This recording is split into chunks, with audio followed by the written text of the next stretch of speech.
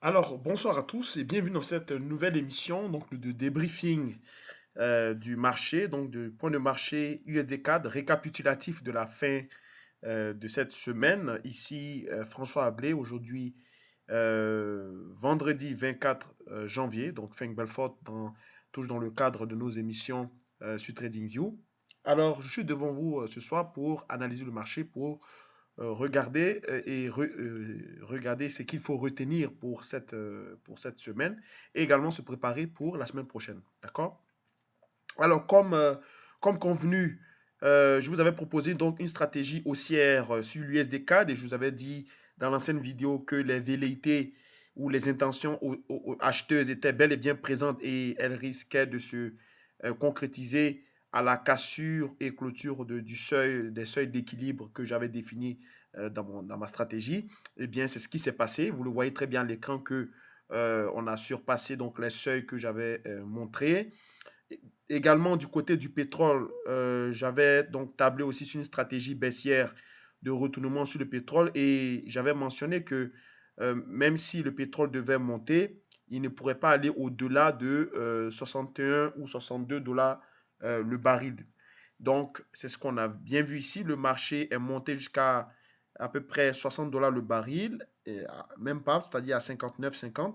Et après, il a recommencé à corriger, tandis que l'indice du dollar canadien, lui aussi, qui était dans son range à connotance baissière, s'est matérialisé donc à une cassure de la baisse à cause donc des déclarations prudentes ou disons même très, très prudentes du côté de la Banque du Canada.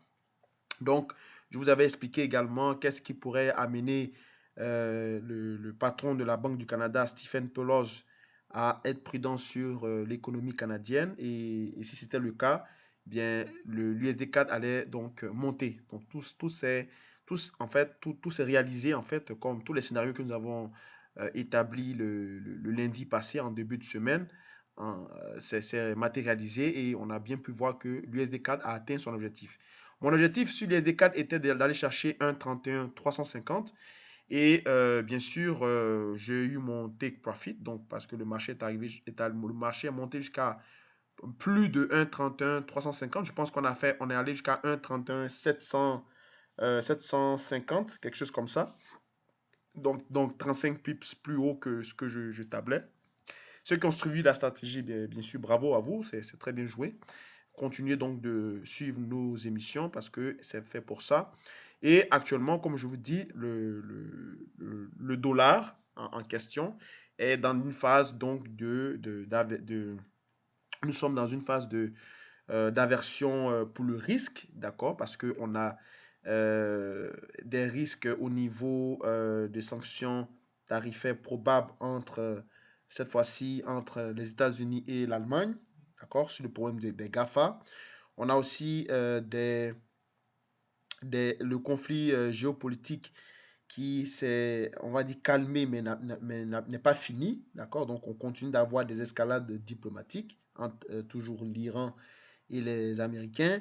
Au niveau de la Chine, le côté commercial s'est calmé. Maintenant, on est plutôt sur le côté économique, le côté macroéconomique, où la Chine aussi s'apprête ou bien a déjà commencé à déprécier sa monnaie, donc le yuan, renminbi, contre le dollar. Donc, tous ces facteurs font que le dollar index est dans une posture de hausse. D'accord?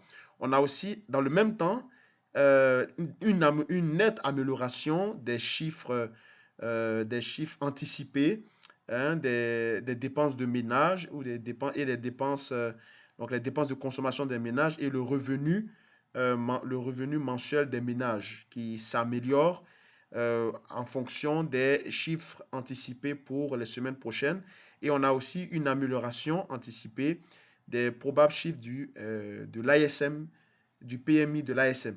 D'accord? Donc l'ISM qui est l'Institut of Supply of Management, donc l'Institut de Michigan, qui va publier le pouvoir d'achat, le pouvoir des directeurs, le pouvoir des directeurs dans le domaine, dans le secteur manufacturier, qui est en nette amélioration, même si il est toujours, sera toujours en contraction qu'on attendu. D'accord?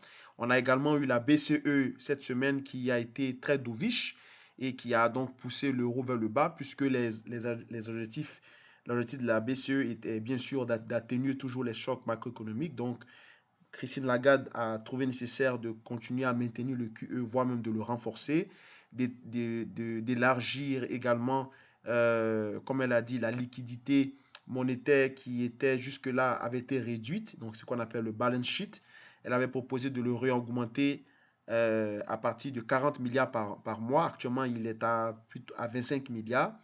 Donc, tous ces facteurs ont plaidé pour une accélération du dollar. Mais ça, ce n'est pas une surprise parce que je vous avais parlé des faits techniques et des faits macroéconomiques dans la vidéo du lundi. Donc, en somme, la stratégie cette semaine a été très bonne au niveau de l'USDK. Donc, tout s'est très, très bien passé. Maintenant, nous allons regarder une autre stratégie la semaine prochaine, donc le lundi.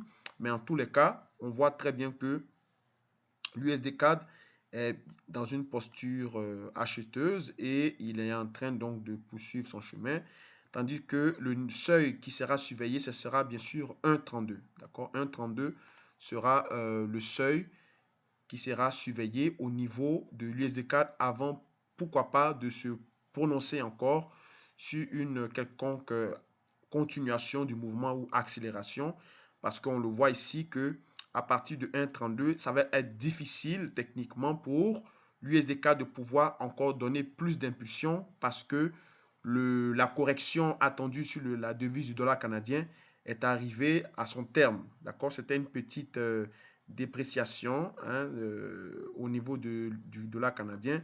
Maintenant, dépendamment des chiffres de la semaine prochaine et des catalyseurs qui vont arriver, on va voir si le marché ou l'indice du dollar canadien va prendre une autre tournure et également le pétrole qui est en chute libre, qui s'en va probablement retrouver les seuils des 52,50 le baril. 52,50, c'est pas mal l'objectif technique qui est donc surveillé sur le pétrole, compte tenu donc de sa cassure de seuil d'équilibre qui était à 57,50 le baril. D'accord?